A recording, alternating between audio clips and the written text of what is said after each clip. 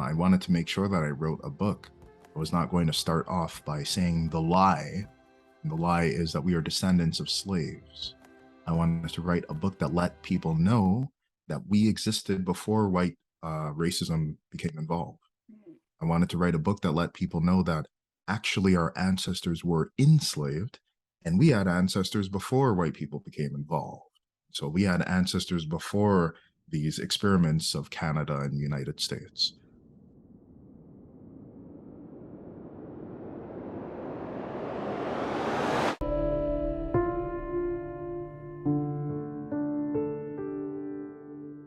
Hello, everyone. My name is Valerie from Tusome Books.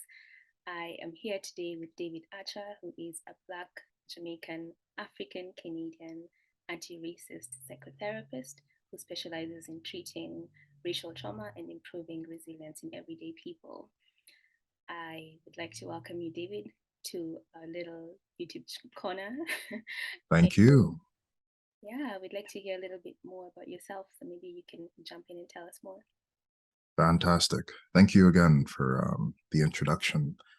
So, as Valerie was saying, is that yes, I am an anti-racist psychotherapist, and I reside in the land that is called Montreal, Quebec. But we must understand that this is the unceded territory of the Haudenosaunee people. The original name of this land was Tiohtià:ke. And as a person who does come from Montreal and a person who comes from Quebec, we got a complicated history. Quebec is a controversial province all the time. There's always something that's going on there. And when I was raised, there was always the understanding that people were either English or French. Language is very important here. Um, Also, because in the early 90s, there were also some questions about Quebec separating from the rest of the provinces. So that led to even more questions of what am I going to do? Just a little kid, didn't even have a job. What am I going to do? So the thing is, when I was young, I knew that race was also important. So I think that it was kind of part and parcel with the identity, with the national identity of who was a Quebecer and who was not. And because I was English, I was under the impression that I guess I'm not really welcome in this province. So a lot of English people left the province during that time. In addition, there was also the Oka crisis. This is when there were some people who were trying to take land from indigenous people from Gunasatauga. And so they call it Oka.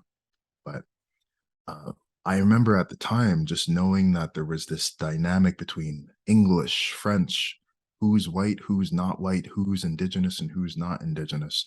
And so I think that it's the context that I found myself in that made it so that there's no choice but to be an anti-racist psychotherapist.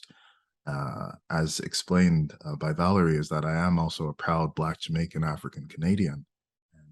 And were it not for the grace of my parents and being able to instill in me the values of what it means to be a Jamaican and knowing that I come from something that's much greater than the social context limiting definition of what a Black person is, then I do not know if I would have had the self-esteem to be able to graduate, to write, and to practice with racially oppressed people in mind. So my job as an anti-racist psychotherapist, anti-racism means that I'm looking at an individual through through multiple intersecting layers of their identity, looking at the structures that are impacting. As a psychotherapist, my job in consideration of these different layers to help people to recognize their innate awesomeness. That's David Archer. Okay, that's really cool. That's a lot of Thank you. things that you've unpacked there for us. Yes, of course, of course, of course. That's the abridged version. That's why I wrote 3 books. So I have Yeah. much more to say than that. So tell me about the book we're talking about today. So we're Yes. talking about your, is it your first or your second book? This is Black my second book, Meditation. Black Meditation. Yes, Okay. So tell us about that. for sure. So the full title of the book is Black Meditation, 10 Practices for Self-Care, Mindfulness, and Self-Determination. This is the old cover, so it says compassion. It's supposed to be mindfulness, a misprint. So the thing is that The reason why I wrote that book is because my first book, which is Anti-Racist Psychotherapy, Confronting Systemic Racism and Healing Racial Trauma, the first book was about identifying what were the problems for an academic audience and also for people who were psychotherapists, as well as people who wanted to get the research understanding about the mental health consequences of systemic racism and specifically anti-Black racism. I realized after writing the book, though, is that there were some people who may not be able to be reached by that academic perspective. So I wanted to make it so that there's Black meditation, Mhm. so that even if you're not like needing to know about all the research and all that, that there's a book that you can read that will explain how to resolve the issues yourself. Um, the problem oftentimes is that the scientist is in a different room from the activist.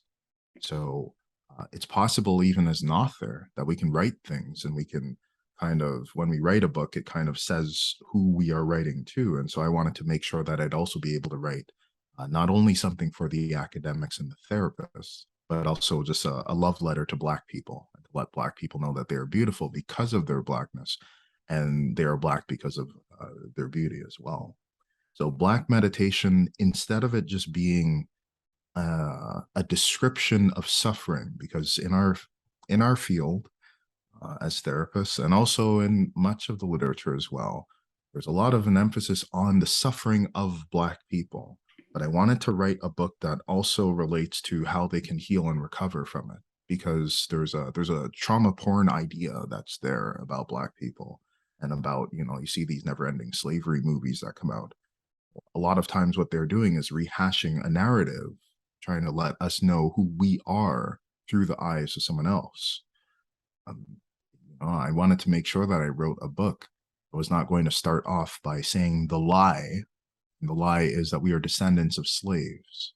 I wanted to write a book that let people know that we existed before white racism became involved. Mhm. I wanted to write a book that let people know that actually our ancestors were enslaved and we had ancestors before white people became involved. So we had ancestors before these experiments of Canada and the United States. We had ancestors who were, in ancient Kemet and ancient Egypt and even beyond that. So I wanted to let people know who would not be like reading about all the research, and you don't need to read all the research to know about what's going on. I wanted to also just address the people who I would not be able to reach in my office as a psychotherapist. And I wanted to reach the people who wanted to learn tools and techniques that can help them to heal. Um, because it's not the therapist that's the center of healing, it's the spirit of the individual. So I wanted to make it as practical as possible for the reader to just recognize that there are regular things that anybody can practice and that everyone can feel good in their own skin. I think you raise a really good point where you talk about the existence of Black people before slavery. Um, and I think it's important for us to recognize that and to remember that. Hmm. Um, in current society, you see a lot of, um, and I think it's intended to teach other people about, like Black history and slavery. Um, that you see a lot of movies, and as you said, that you see a lot of like never-ending Oh, yes. slavery films, right? And Hmm. also, if I'm just gonna veer off a bit from just Black people, but even Indigenous people, we're seeing a lot of um, literature and movies about residential schools, which is well and good, but then there was existence before that. So I guess Oh, yes. in the like looking at society as a whole, what do you think is a good way to kind of I guess bring people's awareness to like these a larger like these people are bigger than the struggles that they are facing or have experienced. Okay, so one of them is to know that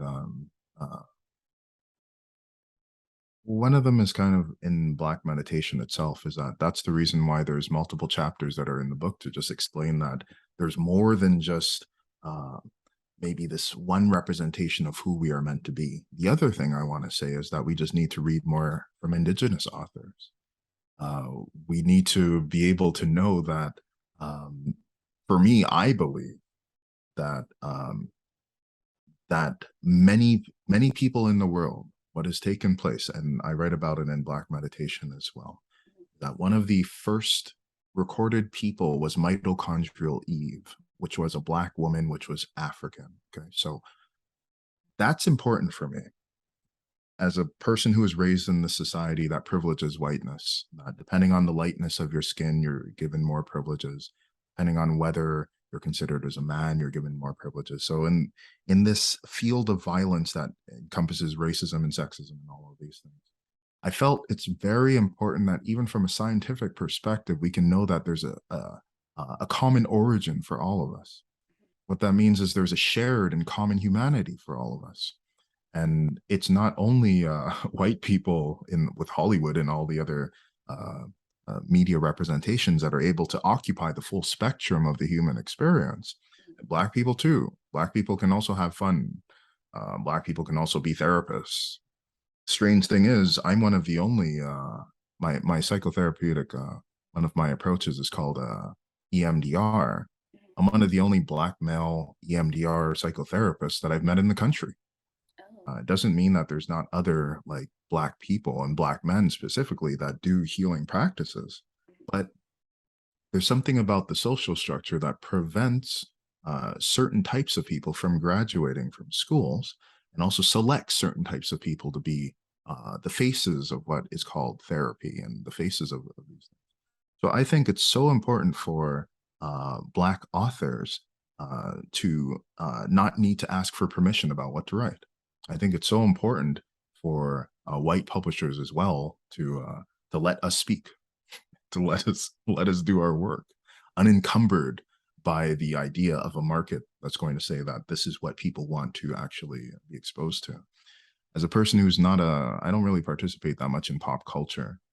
I read about therapy, I write about therapy, and I play video games. And this is who I am. Mm. But it's just strange to me when you see movies that are out like Spider-Man number 7 or Spider-Man number 8. It's like, what happened to creativity? Why is it that we want to replicate the same types of ideas? And I think it's because of narrative. I think it's because we are constantly in the process of creating culture. Our society constantly wants to say, who is it that like who are Black people? Who are Indigenous people? So I find that it's a matter of revolution and a necessity for all people of all different types of cultures to be able to fight back by being able to tell their own narrative in their own way without needing to code switch for an audience that is going to have a conditional appreciation for them. And this is why I write the things that I write, because I find that I find even a lot of white people as well that they're catching on to this too, and they want authenticity. So that's why my audience is white people, Black people, people from all different cultures, because it's I'm addressing that shared humanity and that shared just that idea of being able to heal and recover our memory. So you brought up two things in my mind that you talk about in your book. The first one is when you were talking about other Black meditators and how you you experience. I forget how exactly how you said it right now, but you said something along the lines of like the reception of Black meditators in society is not always. I guess people are questioning or find it odd for a Black person to be meditating. Something I'm completely paraphrasing this, but Yeah. in the book at the end in the section where you have other meditators that you've interviewed, other Black Oh yes. meditators that you've interviewed, one of them talked about how when he talks to people about what he does, sometimes people are like, "You do what now?" Like outside of of his field. So I wanted you to kind of touch on that. And then the second thing that you brought up was this idea of our always being in the process of creating culture. Um, Yes. and that actually got me thinking about how in the book you talked about how with white society specifically, the term white changes over time. Oh Like yes. there's always so as I guess like it's the idea of whiteness will never cease to exist because they'll always introduce new ideas of who is accepted as white. So I wanted you to kind of touch on that too. Okay. Um, so the first one is to say, you're saying okay, so I'll try to explain both. And if I Very answer different both points. questions, you let me know. But it's just, I'll answer the second question first Yeah. because it's the one that's most recent is that, about whiteness is that, I think it's kind of like Costco or like CAA is that every once in a while you get a new membership card. And every once in a while, whiteness opens up the gates and admissions are submitted. And then now you can become a white person.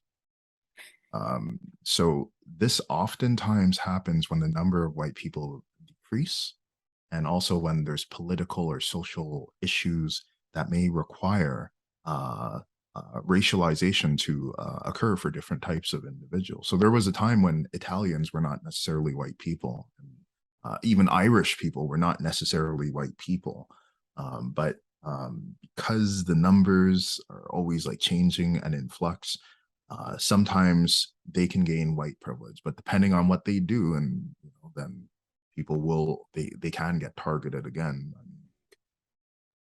But it's really just to say that I think that it's important for people to know that race is completely fabricated. It's not real. It's a fake concept. So what does that mean? It means that race a lot of times was a justification for colonization and the attack on indigenous people and the attack on black people. In the first chapter, or in the preface actually, I speak a little bit about the definitions of what white supremacy is, and I use Andrew Smith's explanation of just linking white supremacy to things like anti-black racism, colonization, and war. So there's going to be um, this commodification, capitalism, commodification of the black body. There's also going to be this genocide, this attack on indigenous people to take the land of individuals. And also there's going to be war, this Orientalism idea that there's always a foreign threat. Always like these immigrants, they're taking our jobs. These immigrants that come in, they're coming. That's always going to be there. This is not something unique to America. This is something Canadians do as well. It's just that we do it more passive aggressively because Canadians are, they say that they're polite, not really polite. We saw that they tried to occupy the parliament. So the thing is that it's the same thing. It's the same. White supremacy is it's a very interesting thing. But the reason why I speak about the different Black meditators is because there's not one unitary identity for Black, and also there's not one unitary identity for meditation as well. So I wanted to make sure if I'm talking about a book that says Black meditation, and I'm also going to interview other people so that they can say what their definition or what their explanations of Black meditation are. The interesting thing as a writer, from the writer's perspective, is that I interviewed these people after I wrote the book, and a lot of their ideas they kind of related to some of the things I wrote in the chapters. Right. So although the way how they get to it is different because we're all different individuals, different socialization, different racialization. Some of them were Black Africans, and then after they came and immigrated here, I'm second generation Jamaican, so it's a different ways of getting there. But there was a common desire to tune into that ability to heal and to recover from the social context. So it's important for us to know also that when I talk about the white membership Costco card, it's because it's just to say that the demographics are going to change. We know that we can't keep calling Black people minorities is one thing. That's so important. We are not the minority. And I don't know if we have been the minority in the world for a certain amount, for any point in time. And I believe, and also when we talk about the birth rate, we know that in many of these developed and richer countries, people are having less children. We know that some of the population booms are in the African continent. So we're not the minority. There is strength behind these words when we say majority and minority, when we say Black and when we say white. And so my job, what I was trying to do in Black meditation, is to enlarge the idea of what Blackness can be, and also to be able to reclaim it as something that is very different from the social structure, which seeks to minoritize us and seeks to make it so that we are smaller than. when actually the case is that there's less white people and that their numbers are going down. So that's the reason why they open memberships every once in a while. Okay, awesome. Thank I you. know that's a unique take. No It, one has I, ever used the Costco metaphor in it makes literature, sense, but though. It makes it easy to understand. Um, I was gonna say something. You did mention um, black. Right. You did mention in the book that black is often used to refer to things that are negative, and then yes, whiteness is attached to like goodness. So there has to be yes, this idea of there has to be a bad thing for there to be a need for goodness, which then is allocated to white people. Can you talk about yes. that a little bit? Yeah. So, well, this I think that this is a Western concept, and it is like a duality that's like inherent in our society. There always needs to be either God and devil, and God needs to be perfect, and devil always needs to be terrible, and there always needs to be like good and bad, like evil and absolute good and all of this. The interesting thing about these binaries is that that's the realms of mental illness. The realms of mental illness is, for example, the perfectionist who's going to say something has to be completely good or else I'm terrible, or even the person who is depressed. The person who is depressed is going to say everything is garbage right now. So these are binaries. Okay. I was just speaking to a client about this a few hours ago, is that the problem of mental health concerns is that the person is in the static state, that they look at themselves, they identify as being either a victim, they identify as either being not beautiful enough, not pretty enough, not liking themselves, thinking that the world is against them, and it's a static state. The work of the psychotherapist and the work of psychotherapy and healing outside of that privileged environment as well is to get a person outside of the stuck state. So mental health means that you're going to have days where they are not so awesome, but you'll also have days that are not too bad, and you'll also have some days that are awesome. What we are trying to do is to move people away from these static binary states and to be able to experience the spectrum of existence. So when we are talking about the binary complex trauma cycle, which relates to what you just spoke about, is that on one end of the spectrum is this idea of white supremacy. But in my third book, I explain that it's white supremacy slash insecurity, because white supremacy, whenever, for the example of privilege, um, when a person's going to create an ivory tower, or if a person decides to create a big castle, it's because they have a fear of getting harmed or a fear of not having enough. The only reason why you would build a system that is so intent on preserving whiteness is because there's a fear it can be erased. The only reason why there would be such an intense attack on indigenous people and on taking their land is because there's a fear there's not enough land. There's always that has to be associated. So that was in brackets. So then we have white supremacy slash insecurity on one end. The other end of the binary is black suffering. So what white supremacy and what white insecurity does is that it projects all of the traits that it does not like into something else outside of itself. So in order to be absolutely good, you need to say that black people are the ones that are lazy. Black people are the ones that are hypersexualized. These are the ones who can't control their urges. They're the ones with problems. So even though some of my ancestors were worked until they died, we are considered as lazy. How? What is the logic of this? So, anyways, and it's because it's not logical, it's all psychological. Anyways, the thing is that from white supremacy on to one end of the spectrum is black suffering. When the black person internalizes the ideas of saying that black means you're not good or white means you're completely awesome, but since I'm not white, I'm therefore not completely awesome. When a black person internalizes that, it validates the white insecurity. So on one end is the projection of negative traits into blackness. When the person internalizes that, it helps to validate white insecurity, but it's contingent on the black person internalizing this.